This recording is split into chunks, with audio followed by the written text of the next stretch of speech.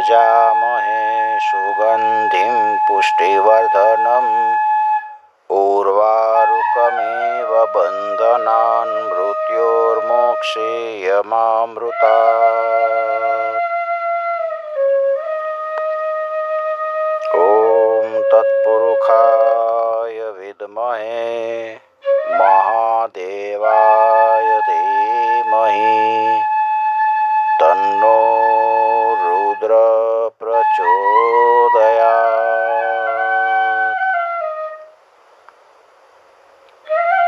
શ્રી શિવ મહાપુરાણમાં સપ્તરુદ્ર સંહિતામાં શિવનો કૃષ્ણ દર્શન નામનો અવતાર બતાવ્યો. ઇક્ષ્વાકુ વંશમાં શ્રાદ્ધ દેવના કુળમાં મનુનો એક પુત્ર નભગ થઈ ગયો.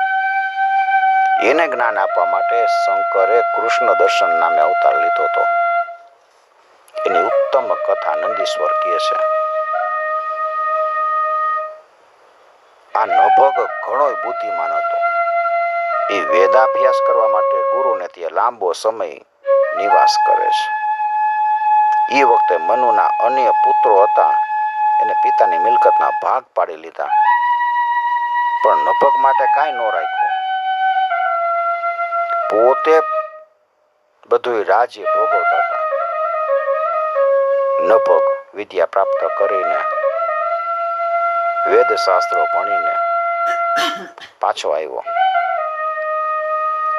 ત્યારે જોયું કે આ બધા ભાઈઓએ પોતપોતાનું રાજ્ય ભોગવતા સુખેથી રહે છે. નભગ પૂછે છે કે મારો ભાગ રાખ્યો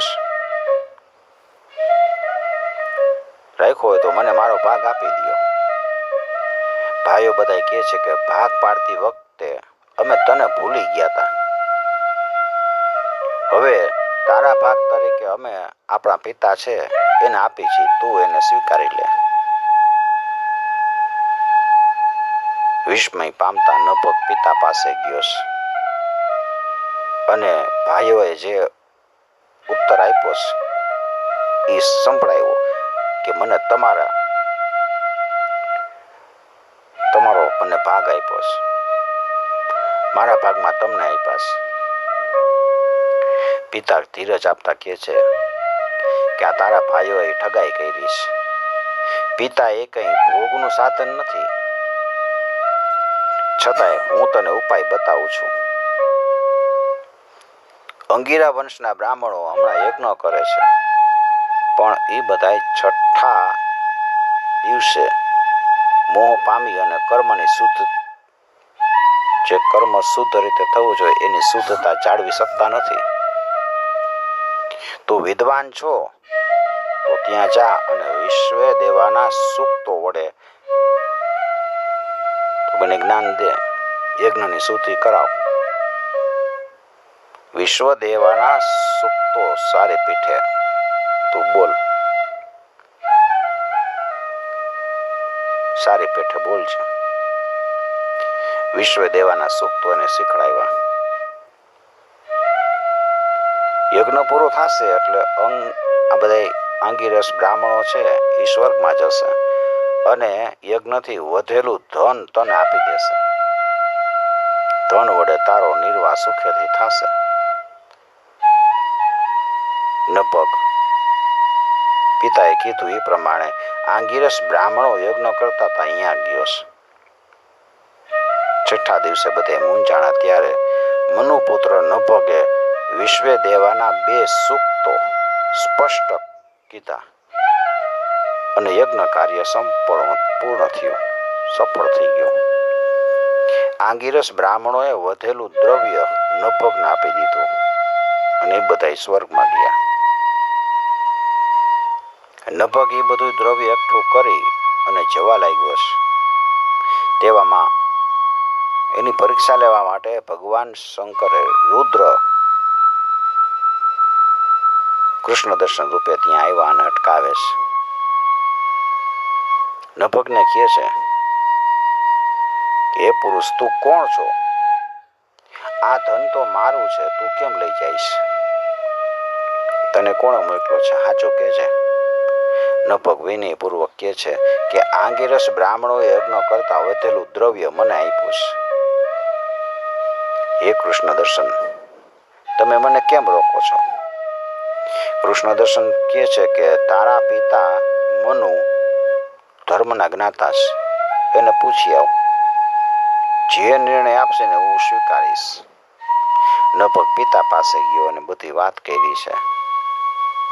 મનુને સત્યનું સ્મરણ થયું એટલે એણે શિવના ચરણ કમળનું ધ્યાન કર્યું. એણે જાણ્યું કે સાક્ષાત શંભુ કૃષ્ણ દર્શન સ્વરૂપે પધાર્યા છે. નભગને કહે છે કે પુત્ર, યજ્ઞનો શેષ ભાગ છે એ શિવનો ગણાય. એ લેવા માટે શિવ પોતે જ કૃષ્ણ દર્શન રૂપે આવ્યા છે. એ તારું કલ્યાણ કરશે.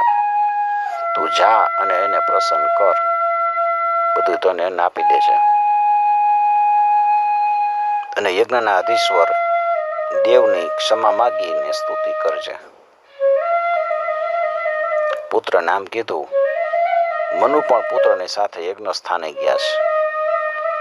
શંકરને જોઈને નમી પડ્યા છે. પ્રસન્ન થયેલા નભગે પ્રણામ કરી અને સ્તુતિ કરી. હે નાથ, મેં અજાણ પરામાં હું અજાણ હતો, એમાં મારાથી કંઈ તમને કહેવાય ગયું હોય એ મારો અપરાધ ક્ષમા કરો. હું આપણે નમસ્કાર કરું છું.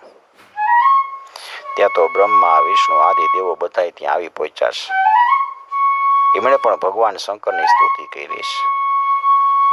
કૃષ્ણ દર્શન અવતાર ધારણ કરનાર શંકરે નભગને કીધું કે તારા પિતાએ ધર્મયુક્ત વાણીથી તને કીધું છે. હું બહુ પ્રસન્ન થયો છું. હું તને સનાતન જ્ઞાન આપું છું. તું મહાજ્ઞાની થાઈશ. આ બધી વસ્તુ હવે તું લઈ જા. આમ કહીને ભગવાન શંકરનો એ કૃષ્ણ દર્શન અવતાર છે એ અદૃશ્ય થઈ ગયો. સર્વ દેવો પણ તેમને અંતરિક્ષમાં નમસ્કાર કરે છે અને પોતપોતાના સ્થાને ગયા. આ નભગના પુત્ર ના ભાગ થયા અને એના પુત્ર ભક્ત અંબરીશ થયા હતા. કૃષ્ણ દર્શનનું આખ્યાન જ્ઞાન અને મોક્ષ આપે છે. જે મનુષ્ય સવાર સાંજ આ ચરિત્રનો પાઠ કરે છે એ મંત્રનો જાણનાર અને બુદ્ધિમાન થઈને સર્વશ્રેષ્ઠ ગતિ પામશે. ઓમ નમઃ પાર્વતી પતયે